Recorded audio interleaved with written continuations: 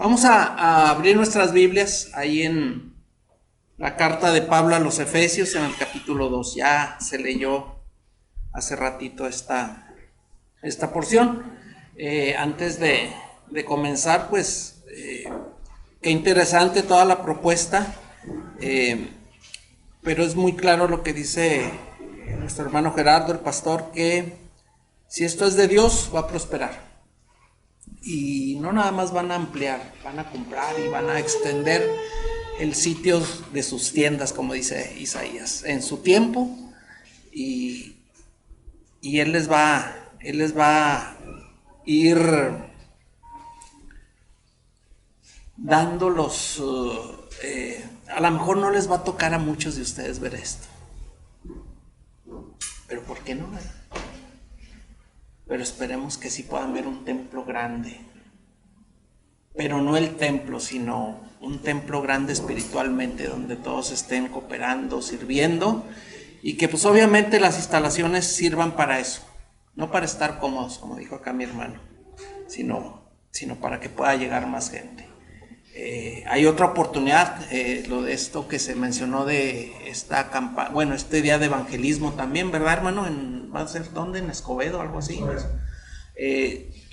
Todas esas son las oportunidades, hermanos, que el Señor nos da para poder servirle y sobre todo para poder divulgar el mensaje de salvación a la gente que aún no le conoce. Y hoy vamos a seguir hablando. Sé que están tocando el tema de la gracia. Han visto acerca de propósito y valor de la gracia, ¿verdad? Hoy vamos a ver, también hablando de la gracia, vamos a ver los alcances que tiene la gracia, y vamos a tener nuestras Biblias abiertas ahí en Efesios capítulo 2 del 1 al 10. La gracia, hermanos, la gracia, yo creo que ya la definiste, ¿verdad? ¿Qué es la gracia? Este término, hermanos, es tan importante a lo largo de la palabra de Dios. No las he contado las veces que se menciona, pero dicen por ahí que viene más de 50 veces mencionada en la palabra de Dios, y más de 120 de esas veces Pablo las escribe en sus diferentes cartas. Y en este capítulo, en esta carta a los Efesios, al menos 12 veces Pablo menciona la palabra gracia. La gracia, hermanos, es un término, es uno de los fundamentos importantes de nuestra doctrina como cristianos. Allá en los años 1500, cuando los reformadores establecieron, no sé si han escuchado, yo creo que sí, las 5 solas, ¿sí? Que son los fundamentos de la doctrina cristiana: solo Cristo, solo Escritura, solo fe, solo gracia y solo a Dios la gloria. Estos son los fundamentos teológicos en los cuales está fundamentada la doctrina, y aunque todos son importantes, la gracia es así como que la puerta que nos lleva a los demás conceptos y que son pilares de nuestras creencias como cristianos, hermanos. Específicamente en estos versículos Pablo nos va a hablar, yo encuentro, bueno, nos habla de muchas cosas, pero yo encuentro 3 cosas fundamentales que son importantes para nosotros. Primero, Pablo nos va a hablar de nuestra condición cuando hemos estado alejados de Dios y obviamente ausentes de la gracia de Él. Pero también Pablo nos va a hablar del regalo, de ese regalo llamado gracia, de ese regalo que nos ofrece para poder reconciliarnos a través de Él, del Señor Jesucristo, y de la gracia que Él ofrece, y volvernos de estar muertos a estar vivos espiritualmente. Y también nos va a hablar cuál es el propósito del por qué el Señor, que es inconcebible a lo mejor para nosotros y lógico, el por qué te voy a sacar de un estado en el que tú quieres estar y en el que yo, por amor, te tomo te limpio, te restauro para que vuelvas a ser una nueva criatura. Pablo nos habla de estas cosas. Y vamos a ver primero cuál es nuestra condición, hermanos. Ahí si leemos otra vez en el capítulo 2 de Efesios, los primeros 3 versículos del capítulo 2, Pablo nos va a dar un diagnóstico de la condición del hombre sin Dios. Dice en la Reina Valera 60, y Él os dio vida a vosotros cuando estaban muertos en vuestros delitos y pecados, en los cuales anduvisteis en otro tiempo, siguiendo la corriente de este mundo, conforme al príncipe de la potestad del aire, el espíritu que ahora opera en los hijos de desobediencia, entre los cuales también todos nosotros vivimos en otro tiempo en los deseos de nuestra carne, haciendo la voluntad de la carne y de los pensamientos, y éramos por naturaleza hijos de ira, lo mismo que los demás. Esa es nuestra condición. Esa es nuestra condición cuando estamos alejados de Dios. Desde el primer capítulo, Pablo empieza a hablarnos algo de la gracia, a hablarnos del plan que Dios tiene en general para la humanidad, donde más adelante, también en el capítulo 10 que se leyó, habla de que ciertamente Dios vino primeramente al pueblo judío, pero en su mente y en su corazón estábamos también nosotros, los gentiles. Y de dos hizo un solo pueblo, y nosotros formamos parte de ese plan de restauración. Bien, y hace un alto Pablo en el capítulo 2 y les dice, antes de seguir con el plan que yo tengo, hablando de Dios, quiero decirles cuál era la condición en la que ustedes estaban y cómo lo saqué adelante a ustedes. Y da un diagnóstico. Estaban muertos. ¿Qué se hace con una persona cuando está muerta, hermanos? Pues nada, ya se murió. Ya se murió. Cuando yo hablando de mi trabajo, me piden ir a hacer un diagnóstico por algún árbol, una planta que está enferma, o cuando voy a alguna empresa a ver los problemas de plagas que puedan tener, voy y hago un diagnóstico. No, pues esto se salva, esto se puede hacer así, y veo qué son las posibles soluciones y los alcances que nosotros podemos dar para resolver estos problemas. Pablo es algo que está empezando a hacer, nos está diagnosticando la condición del hombre que está alejado de Dios. Y dice, estaban muertos, para empezar estaban muertos. No había ninguna manera de restaurarlos, de volverlos a una relación con Dios, si no es pero sigue con la lista Pablo. Dice, estaban muertos en sus delitos y pecados. Cuando hablamos de delitos, si lo trasladamos a cuestiones legales, un delito es cuando estás transgrediendo una ley, estás pasando los límites. Hablando espiritualmente, traspasamos todos los límites para transgredir la voluntad de Dios, las leyes, los mandatos de Dios, y eso nos lleva a pecar y a estar alejados de Dios. Hemos estado inmersos en esos delitos y pecados, dice, en los cuales anduvisteis en otro tiempo, siguiendo la corriente de este mundo. Fíjense, en el diagnóstico que hace Pablo, nos habla de algo que seguimos experimentando hoy en día, hermanos. Cuando dice que seguimos las corrientes de este mundo, es también como cuando habla ya Pablo a los romanos en el capítulo 12, cuando dice, no te conformes a este mundo, no os conforméis a este mundo, sino transformaos por medio de la renovación de vuestro entendimiento. ¿Por qué? Porque el mundo lo que te ofrece es alejarte de Dios. Las corrientes de este mundo, hermanos, es adaptarnos a los ideales que el mundo nos ofrece y que nos dice que es lo correcto. Es adaptarnos a costumbres, a modas, a lenguajes, a ideas, cosas que sutilmente nos van alejando del propósito divino. Y cosas que, hermanos, al final de cuentas, las vamos aceptando nosotros como normales, pero que van en contra de Dios. Y lo peor, en nuestra comodidad, o nos hacemos de oídos sordos, o como se dice también, de la vista gorda, ¿sí? Y es normal, miren, cuando dicen que cuando uno expresa, es que en mis tiempos, es que ya uno está viejito, pero les voy a decir, en mis tiempos, digo, lo que vemos ahora y que la gente normaliza, siempre ha existido el pecado, siempre ha existido cosas que van en contra de la moral, de la ética, de los valores.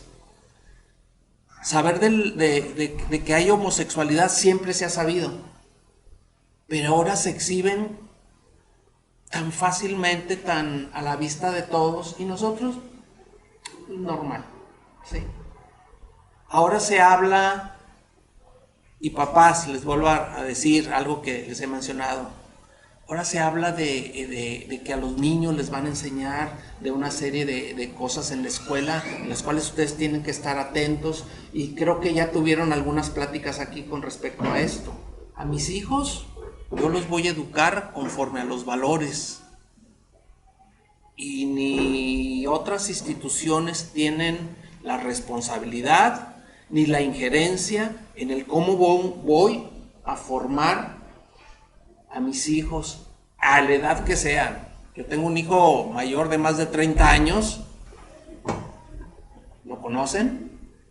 Y lo tengo que tratar también como a un pequeño aún, enseñándole y guiándole, porque aunque crezcan los muchachos, hermanos, siempre están expuestos a lo que este mundo normaliza, y tenemos que estar bien atentos para decirles que no es lo correcto. Y eso es lo que nos dice Pablo.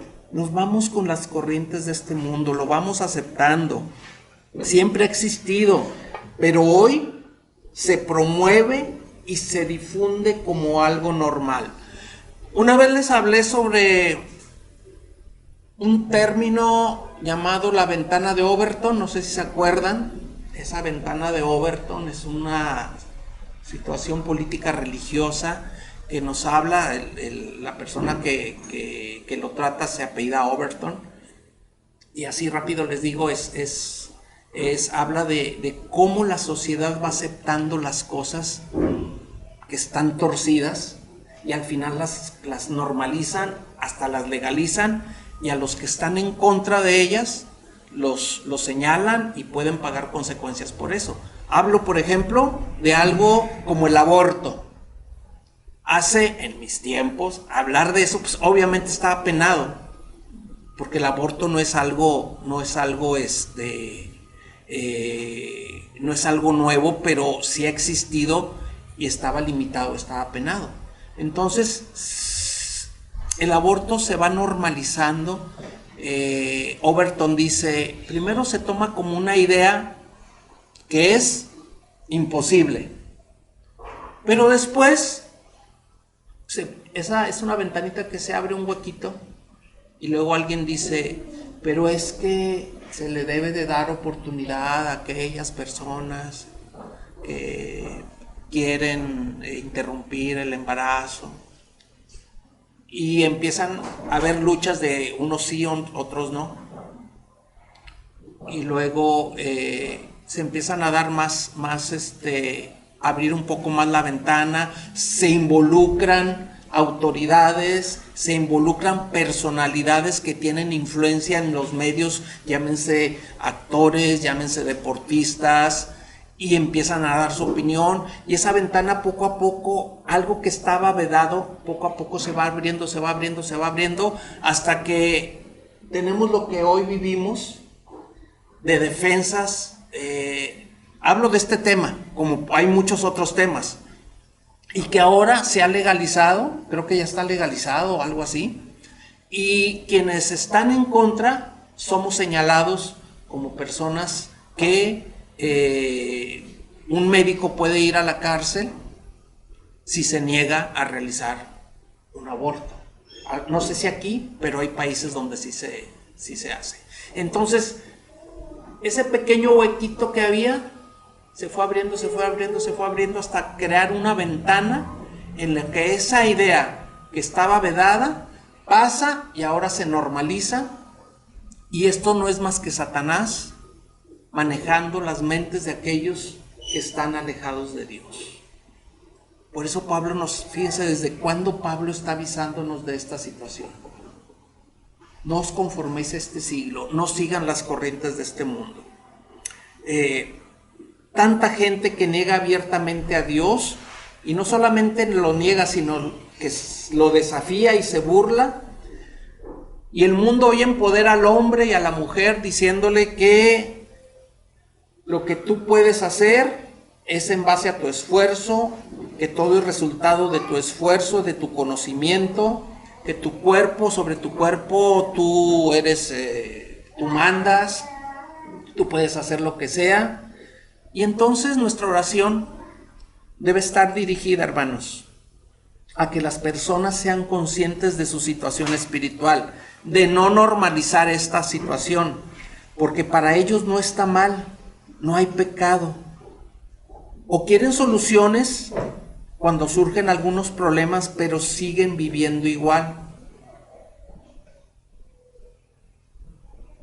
Ejemplo, algo tan burdo, pero que hay un conocido mío,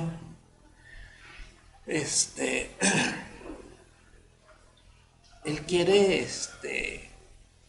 adelgazar, está gordito, quiere adelgazar y dice, pues quiere ir con el médico, dice, pero me va a decir que no coma esto y que no coma lo otro, pues yo quiero seguir comiendo. Pues ¿cómo le hacemos? ¿Cómo le hacemos? Así está el mundo hoy en día. Quiere los beneficios, pero no quiere someterse a entender que el diagnóstico que se le está dando lo está llevando a separarse más y más de Dios. El médico te diagnostica que para mejorar tu salud tienes que quitar ciertas cosas, pero a mí me gustan. Entonces, las consecuencias las tienes que ir experimentando en tu cuerpo.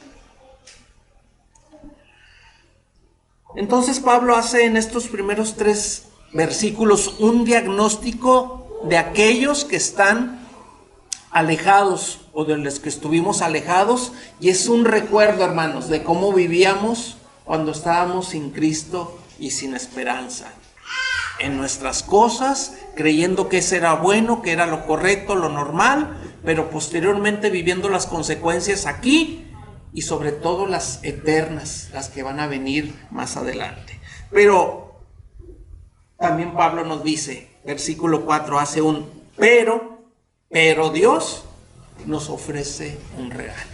O sea, estás en esta condición, pero hay una solución. Dice Efsi que ya estamos, que ya huele a Navidad, ¿verdad, Efsi? Es época de pinitos, época de regalos. Los regalos por lo general se aceptan, aunque hay excepciones, ¿verdad?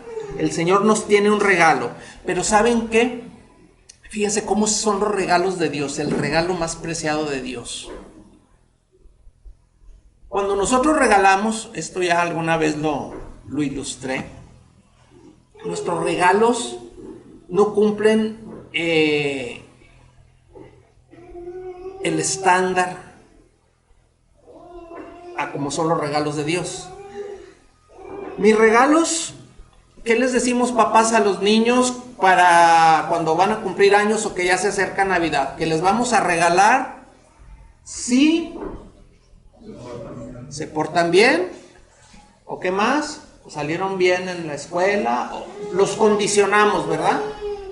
Los condicionamos a recibir regalos. No vayan a ser crueles como aquella mamá que le dijo a su niño, mijo, si te portas bien toda la semana y estudias y todo, los sábados y domingos no vas a ir a la escuela. Y así lo trajo toda su vida. Pobrecito. Bueno, los regalos los condicionamos, ¿sí o no, niñas? Los condicionaron. Así son los padres. Y a veces no cumplen con las expectativas. En esta época, ya no sé si se usa o no, pero los intercambios de regalos. ¿Cuántos regalos hemos recibido que, qué padre? Lo guardas y listo para regalarlo a otra persona, ¿no? No cumplen con las expectativas.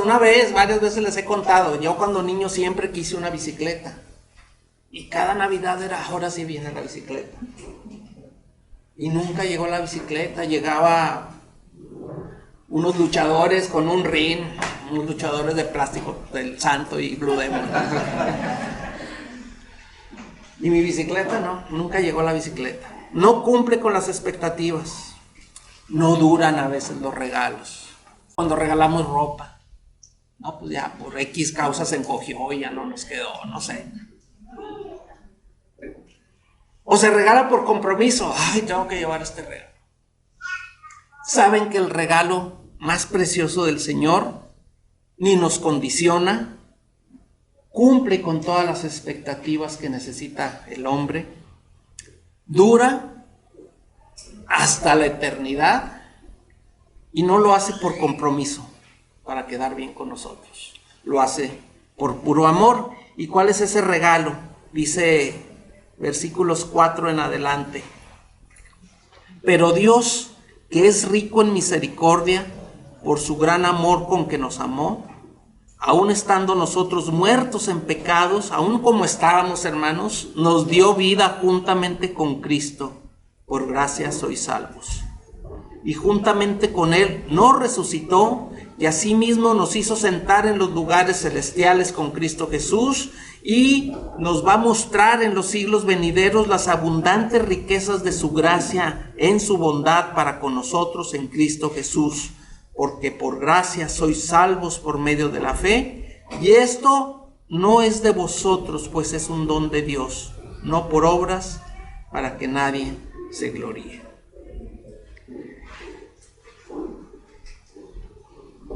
En este pasaje nos muestra el atributo de la gracia, pero también otro atributo, la misericordia. La misericordia de Dios es que Dios detuvo el castigo que nosotros merecíamos. Y la gracia de Dios es que nos dio ese regalo que no merecíamos. Sí.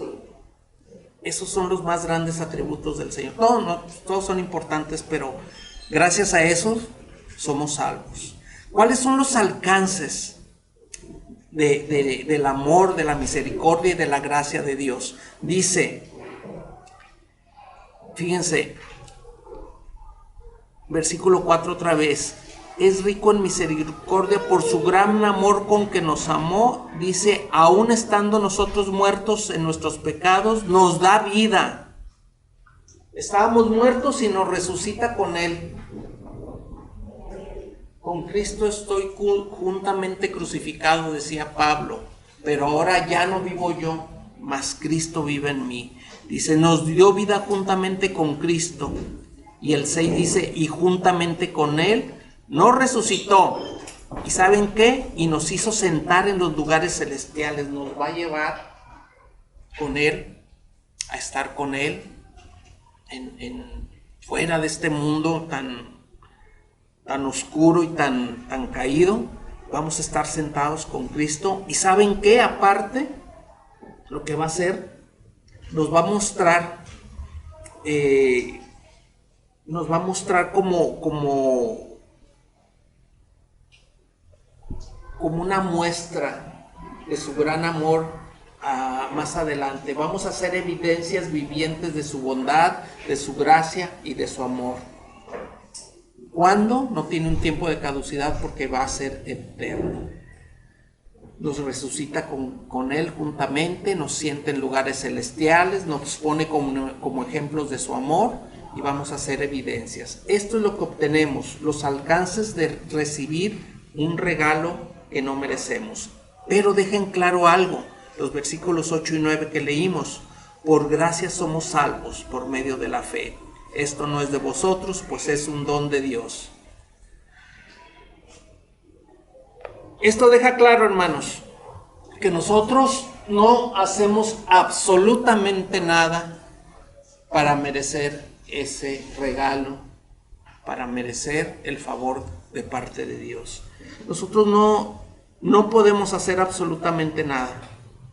Y la carta que Pablo escribe a los Colosenses es muy similar a la de los Efesios, y hay un pasaje que me retumba y me saca las lágrimas cuando veo a Pablo escribir esto, que algo que merecíamos nosotros. Fíjense lo que dice Colosenses 2, versículos 13 al 15. Dice: y vosotros, estando muertos en pecados y en la incircuncisión de vuestra carne, os dio vida juntamente con él, perdonándonos todos los pecados, dice el 14, y anulando el acta de los decretos que había contra nosotros, que nos era contraria, quitándola de en medio y clavándola en la cruz, despojando a los principados y a las potestades, y los exhibió públicamente, triunfando sobre ellos en la cruz. Cada una de las cosas que merecíamos, hermanos, cada una de las delitos, pecados, acciones, pensamientos, todo eso que estaba interrumpiendo nuestra relación con Dios, que nos separaba de Dios, que nos llevaba a estar muertos espiritualmente, han sido tomados por Jesús, clavados. Era un acta. Es como si alguien viniera del banco y me dice: mira, tu deuda en la casa ya está saldada. Qué padre. Esto va más allá de algo material. Esto tiene que ver con nuestra eternidad. La tomó el Señor, esa acta de todo. Haga memoria de todas las cosas de su vida, de cómo andaba fuera de los caminos del Señor. Y todo estaba ahí apuntado, mas Cristo la tomó y la clavó en la cruz. Y ahora nos ha hecho aceptos delante del Señor. Nosotros no tenemos nada, ningún mérito en esa situación. Simplemente somos objeto de su gracia. ¿Y con qué propósito? Dice el versículo 10: porque somos hechura suya, creados en Cristo Jesús para buenas obras, las cuales Dios preparó de antemano para que anduviésemos en ellas. Fíjense que, obvio, yo creo que recordamos cómo inicia el libro de Génesis. Y en el principio creó Dios los cielos y la tierra. Y luego viene todo el relato de cómo fue ordenando el Señor todas las cosas. Y al final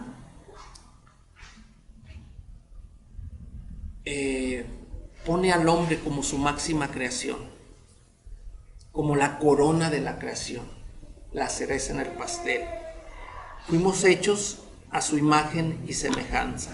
Somos la suprema creación de Dios. Somos la obra maestra de Dios. Pero también nos relata la caída y su plan de reconciliación, donde la gracia es como la puerta de entrada a través de Jesucristo. Dios nunca va a dejar de tratar con nosotros, hermanos, sobre la base de la gracia, porque la gracia va a continuar día con día revelando sus riquezas a través de nuestra vida y de la eternidad. Y uno de los propósitos es mostrar su gloria por medio de nosotros. Seamos agradecidos, hermanos, con que ya no vivimos en ese estado de separación de Dios, pero ahora Uno de los propósitos es que nuestra vida y nuestro testimonio en lo privado, en lo público, en el trabajo, en la casa, donde quiera que estemos, refleje la presencia de Jesucristo en todo momento, en la manera en que trabajo, en la manera en que soy papá, en la manera en que soy hijo, en la manera en que soy estudiante, en la manera de mi vida cotidiana. En todo momento tengo que reflejar la presencia de Cristo en mi vida. ¿Por qué? Porque he sido hecho a su imagen y semejanza. Yo reflejo todo lo bueno que Dios tiene, y no por mí, sino porque un día tuvo la misericordia y el amor y me ofreció de su gracia y me rescató. Ciertamente dice que ha preparado de antemano buenas obras para que andemos en ellas. ¿A qué se refiere? ¿Se acuerdan de Santiago? Ese conflicto que hay entre las obras y la fe. El escritor de Santiago nos dice, a ver, ¿tú tienes fe? Yo tengo obras. Muéstrame tu fe sin tus obras y yo te voy a mostrar mi fe a través de las obras. Pudiera haber ahí un conflicto de que tenemos que hacer cosas buenas para hallar gracia delante de Dios, pero no. Lo que nos quiere decir este pasaje es que todo aquel que ha sido rescatado, regenerado y transformado por la sangre de Jesucristo, si iba en esa dirección, ahora va en la contraria, dándole la honra a Dios en todo lo que dijimos hace un momento. Y su vida es completamente transformada y vamos a andar en todas las cosas que el Señor de antemano tiene preparados para nosotros. ¿Cuáles son esas cosas? Ser bendición para otros. A través de nuestras vidas, habilidades, dones, talentos, recursos, familia. Es como yo voy a reflejar las maravillas de Dios que Él tuvo el favor de hacer conmigo, con los míos, y que el mundo pueda ver que hay otra opción, que el mundo pueda ver que eso que le acusa lo puede dejar de acusar, que nosotros podemos ser evidencia del amor que Dios tuvo, que tiene y que sigue teniendo, ofreciendo al hombre descarriado una oferta gratuita de salvación. Hermanos, usted y yo tenemos la responsabilidad de ser evidencias tangibles, reales, en este mundo tan oscuro, tan torcido, tan descarriado, donde les vuelvo a decir, todo parece normal. Todo es correcto. Y donde cada uno de nosotros somos esos pequeños foquitos de luz que tenemos el compromiso y la responsabilidad de alumbrar a toda esta situación que se está dando.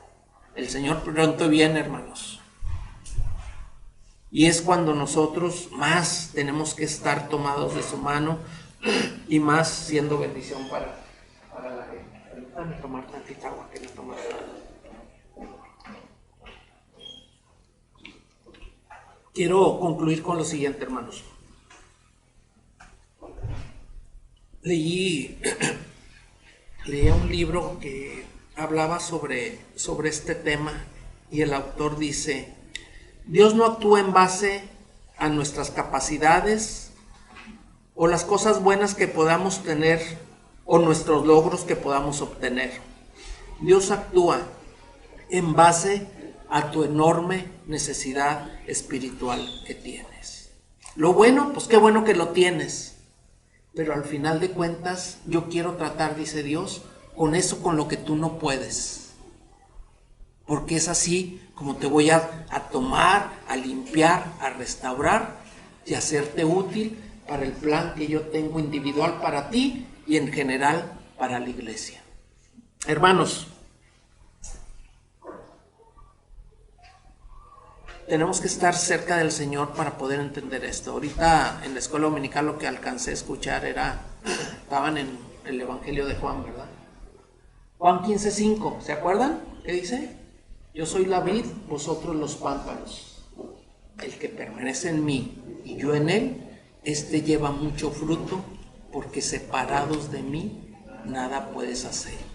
Somos dependientes totalmente del Señor Jesús para poder dar fruto. Eso es gracia, hermanos. Eso es la gracia de Dios, porque ¿quién soy yo para poder servirle al Señor? Pues para que me tenga aquí a cada uno de nosotros. Ay, Dios mío, se me está cerrando la garganta. ¿Quién soy yo? Mas sin embargo, por su gracia y por su gran amor, nos ha hecho aceptos. Si no fuera por tu gracia y por tu amor, lo que cantamos ahorita. Vamos a orar, hermanos. Señor, gracias, Señor. Y sí, como dice el canto, ¿qué sería de mí? ¿Qué sería de nosotros, Señor, si no nos hubieras rescatado? Si no fuera por tu gracia y por tu amor. Señor, no hay palabras para agradecerte la misericordia, Señor, al detener tu mano y no darnos lo que merecíamos, y menos palabras para entender que nos diste algo que no merecemos, que es tu gracia, la salvación y el regalo de la eternidad. Los alcances, Señor, de tu gracia van más allá de nuestra vida en este mundo, Señor. Es que un día vamos a estar contigo morando, Padre, y eso es motivo de alegría, de agradecimiento, que por más que hagamos cosas, nuestras obras son como trapos de inmundicia, Padre Santo. ¿Qué podemos ofrecerte? Más que alabarte, bendecirte, Señor, y ser testigos tuyos delante de la gente que aún no te conoce. Gracias, Padre, por el apóstol Pablo, Señor, porque lo iluminaste para que hablara sobre esta situación tantas veces, Señor, y porque él mismo fue objeto de tu gracia y de tu amor, como lo hemos sido cada uno de nosotros. Gracias, Padre, porque nos permites estar en este lugar. Bendice a nuestro hermano Gerardo, pastor y siervo de este lugar, y a cada líder, cada hermano, cada familia, cada joven, cada niño, Señor, y que se cumplan los propósitos y los planes que tú tienes para esta obra. Oramos en el poderoso nombre de Cristo Jesús. Amén.